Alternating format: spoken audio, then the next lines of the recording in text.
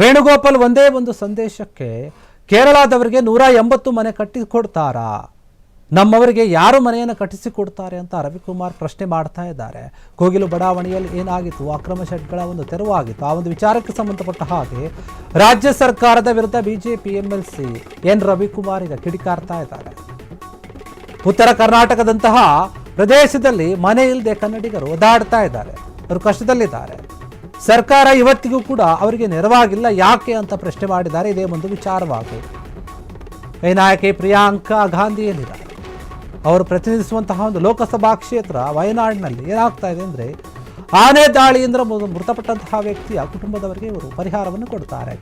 ಕರ್ನಾಟಕ ಸರ್ಕಾರ ಪರಿಹಾರವನ್ನು ಘೋಷಣೆ ಮಾಡಿತ್ತು. ಈ ಒಂದು ವಿಚಾರದ ಬಗ್ಗೆ ಕೂಡ ತೀವ್ರ ಚರ್ಚೆಗೆ ಗ್ರಾಸವಾಗ್ತಾ ಇದೆ.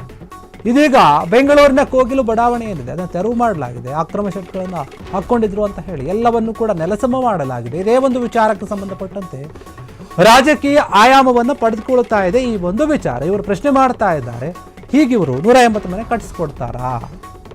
ಈ ಒಂದು ವಿಚಾರಕ್ಕೆ ಸಂಬಂಧಪಟ್ಟ ಹಾಗೆ ಕಾಂಗ್ರೆಸ್ ಸರ್ಕಾರ ಯಾಕೆ ಈ ರೀತಿಯಾಗಿ ಬಡವರನ್ನ ಹಿಂಸೆ ಮಾಡುವಂಥ ರೀತಿಯಲ್ಲಿ ನಡೆದುಕೊಳ್ತಾ ಇದೆ? ಜನಪರ ಸರ್ಕಾರ, ಬಡವರ ಸರ್ಕಾರ ಅಂತ ಹೇಳ್ಕೊಳ್ತಾರೆ, ಆದರೆ ಮಾಡ್ತಾ ಇರುವಂಥ ಕೆಲಸ ಏನು ಅಂತ ಎಂಎಲ್ಸಿ ರವಿಕುಮಾರ್ ಪ್ರಶ್ನೆ ಮಾಡ್ತಾ ಇದ್ದಾರೆ. ವೇಣುಗೋಪಾಲ್ ಅವರು ಒಂದೇ ಒಂದು ಸಂದೇಶ ಏನಿದೆ ಅದನ್ನು ಕಳಿಸಿದ ಮಾತ್ರಕ್ಕೆ ಕೇರಳದವರಿಗೆ 180 ಮನೆಯನ್ನು ಕಟ್ಟಿಕೊಡ್ತೀರಾ ಅಂದರೆ ಕೊಡ್ತಾರೆ, ಆದರೆ ಇಲ್ಲಿಯವ್ರಿಗೆ ಯಾಕೆ ಕೊಡಲ್ಲ ಅಂತ ಪ್ರಶ್ನೆ ಇದೆ. ಅವ್ರಿಗೆ ನೀವು ಮನೆ ಕಟ್ಟಿಸ್ಕೊಡ್ತೀರಿ, ಇಲ್ಲಿನ ಜನರಿಗೆ ಯಾಕೆ ಈ ರೀತಿ ಅನ್ಯಾಯವನ್ನು ಮಾಡ್ತೀರಿ? ಅವರ ಒಂದೇ ಒಂದು ಸಂದೇಶಕ್ಕೆ ಕೊಡುವಂತಹ ನೀವು ಇಲ್ಲಿ ಬಡವರಿಗೆ ಇಂತಹ ಅನ್ಯಾಯ ಯಾಕೆ? ನಮ್ಮವರಿಗೆ ಯಾರು ಮನೆಯನ್ನು ಕಟ್ಟಿಸ್ಕೊಡ್ತಾರೆ? ಬೇರೆಯವರಿಗೆ ಕಟ್ಟಿಸ್ಕೊಡೋಕೆ ನಿಮ್ಮ ಹತ್ರ ದುಡ್ಡಿರುತ್ತೆ, ಫಂಡ್ ಇರುತ್ತೆ, ಆದರೆ ನಮ್ಮ ಕರ್ನಾಟಕದ ಜನತೆಗೆ, ಕನ್ನಡಿಗರಿಗೆ, ಬಡವರಿಗೆ ಯಾಕೆ ನೀವು ಮನೆಯನ್ನು ಕಟ್ಟಿಸ್ಕೊಡೋದಿಲ್ಲ? ಕೋಗಿಲು ಬಡಾವಣೆಯಲ್ಲಿ ಅಕ್ರಮ ಶೆಡ್ಗಳನ್ನು ಹಾಕ್ಕೊಂಡಿದ್ದಾರೆ ಅಂತ ಹೇಳಿ ನೀವು ಎಲ್ಲವನ್ನು ಕೂಡ ನೆಲಸಮ ಮಾಡಿದ್ದೀರಿ. ಅವರನ್ನು ಬೇರೆಯೆಡೆ ಕಳಿಸುವಂಥ ಕೆಲಸವನ್ನು ಮಾಡಿದ್ದೀರಿ. ಮನೆ ಕಳೆದಂತಹ ಎಷ್ಟೋ ಜನ ಮನೆ ಇಲ್ಲದೆ, ಉಳ್ಕೊಳ್ಳೋಕೆ ಜಾಗ ಇಲ್ಲದೆ ಒದ್ದಾಡ್ತಾ ಇದ್ದಾರೆ ಬಡವರು. ಅವರೇನು ಮಾಡಬೇಕು ಅಂತ ಹೇಳಿ ಎಂಎಲ್ಸಿ ರವಿಕುಮಾರ್ ಈ ಒಂದು ವಿಚಾರವಾಗಿ ಕಿಡಿಕಾರಿದ್ದಾರೆ.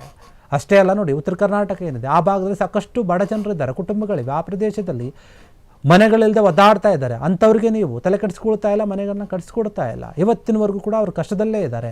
ಅವರಿಗೆ ನೀವು ಕೈ ಹಿಡುವಂತಹ ಕೆಲಸವನ್ನು ಮಾಡ್ತಾ ಇಲ್ಲ. ಆದರೆ ಈಗ ಇಲ್ಲಿ ಈ ರೀತಿಯಾಗಿ ಕೋಗಿಲು ಬಡಾವಣೆಯಲ್ಲಿ ಆಗಿರುವಂಥ ಒಂದು ಅಕ್ರಮ ವಿಚಾರವಾಗಿ ನೀವೇನು ಮಾಡಿದ್ದೀರಿ ಕೆಲಸ, ಅದನ್ನು ನಿಜಕ್ಕೂ ಕೂಡ ಒಪ್ಪುವಂಥದ್ದಲ್ಲ. ಬಡ ಜನರು ಬೀದಿಗೆ ಬಂದಿದ್ದಾರೆ, ಅವ್ರ ಬಗ್ಗೆ ನೀವು ತಲೆ ಕೆಡಿಸ್ಕೊಳ್ಬೇಕು. ಅಷ್ಟೇ, ನೀವು ಬೇರೆ ರಾಜ್ಯದಲ್ಲಿ ಏನೋ ವಿಪತ್ತಾದಾಗ, ನೆರೆ ಬಂದಾಗ, ಆನೆ ದಾಳಿ ಆದಾಗ ಅಂಥವ್ರಿಗೆ ನೀವು ಪರಿಹಾರವನ್ನು ಕೊಡ್ತೀರಿ ರಾಜ್ಯ ಸರ್ಕಾರದಿಂದ, ಆದರೆ ನಮ್ಮವರಿಗೆ ಯಾಕೆ ನೀವು ಕೊಡೋದಿಲ್ಲ?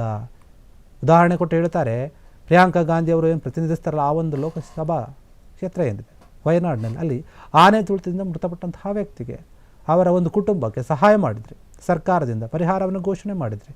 ಆ ಒಂದು ವಿಚಾರ ಚರ್ಚೆ ಆಯಿತು. ಬೇರೆ ಒಂದು ರಾಜ್ಯದಲ್ಲಿ ನೆರೆ ಬಂದಾಗ ಅಲ್ಲಿ ಕೂಡ ನೀವು ದುಡ್ಡು ಕೊಟ್ಟರಿ.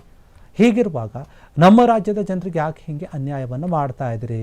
ನೀವು ಅಧಿಕಾರಕ್ಕೆ ಬರೋಕ್ಕೆ ಅವರೇ ಕಾರಣ, ಆದರೂ ಕೂಡ ನಿಮಗೆ ಅವರ ಬಗ್ಗೆ ಯಾಕೆ ಇಷ್ಟೊಂದು ತಾತ್ಸಾರ ಮನೋಭಾವ ಕಾಡ್ತಾ ಇದೆ ಅಂತ ಹೇಳಿ ಪ್ರಶ್ನೆಯನ್ನು ಮಾಡ್ತಾ ಇದ್ದಾರೆ. ಕೂಡಲೇ ಒಂದು ವಿಚಾರದ ಬಗ್ಗೆ ನೀವು ಯಾವನ್ನಾದ್ರೂ ಒಂದು ನಿಲುವನ್ನು ತೆಗೆದುಕೊಳ್ಬೇಕು, ಅವರಿಗೆ ಅನುಕೂಲ ಮಾಡಿಕೊಳ್ಬೇಕು ಸರ್ಕಾರ ಅಂತ ಹೇಳಿ ಕಿವಿ ಹಿಂಡುವಂತಹ ಕೆಲಸವನ್ನು ಮಾಡಿದ್ದಾರೆ.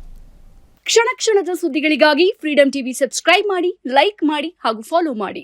ಹೊಸ ಸುದ್ದಿಗಳ ನೋಟಿಫಿಕೇಶನ್ಗಾಗಿ ಬೆಲ್ ಐಕಾನ್ ಮೇಲೆ ಕ್ಲಿಕ್ ಮಾಡಿ.